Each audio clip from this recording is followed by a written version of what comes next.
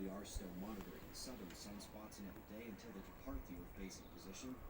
The umbra have grown a fair bit here over the last 24 hours. Yesterday, we saw too many blood echoes in South America. We did a throwback to the blood echo wind map. Folks, it's not always this obvious, and I don't do as much quake forecasting as I used to.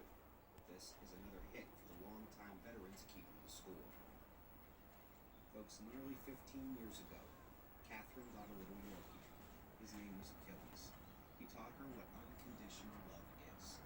When I met her 2 years later, it was as though the dog had known me forever. We brought in a partner for him, Hope, a few years later, and they've been inseparable. They went across the continent with us in the Mobile Observatory. Yesterday, his next journey began in my arms. I'm going to miss him so much. Goodbye, Achilles. Now, where's my punching bag? Oh, there you snowflakes are. This is going to hurt. A few days ago in part 4 of our climate special, we made fun of these clowns over their fear-mongering of Antarctic destabilization happening super rapidly. I had asked where that destabilization is if it's record warming happening record fast. Today, I'll let the journals do the talking with the data showing that Antarctic sea ice is not only growing, but that we've hit record marks for that ice expansion recently. No other signatures of this much ice growth anywhere in the record. It's like when they tell you, oh no, spring snow cover is declining, but winter snow is actually on a slight rise, and as for fall, it's rising faster than spring is falling. And overall, indeed it is growing. Climate model fail in the top climate journal on Earth. Snow is increasing, which is not what the model suggested would happen. In the climate series, we use the Jupiter model to try to help show how the auroral excitement of the entire atmosphere works. And on October 25th, the journals pointed to those equatorward traveling waves from the aurora at our planet.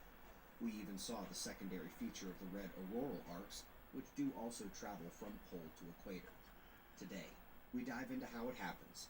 The aurora has energetic pieces that detach and move towards the equator, which is a bit different than the visualization of Jupiter beaming the energy. And this actually makes more sense, as up next we've got a triple delight of papers describing how the particles actually couple with that auroral electrojet, including new mechanisms. This makes two aspects of solar climate forcing they didn't have a season ago: the auroral excitement by greater means and newly discovered mechanisms, and how that energy is transferred equatorward throughout the planet. Last but not least, what are the important moments in long-term climate and catastrophism? The Dansgaard-Oeschger events and the Heinrich events, in a nod to the varying impacts of these events across the globe. Here, the H3 Heinrich event was the coldest, not the globally known last glacial maximum at H2, and the most abrupt and severe was H1, the Helena-Pali half-cycle event, which is known to have hit the Mediterranean more strongly than other areas. Climate propagandists keep lying.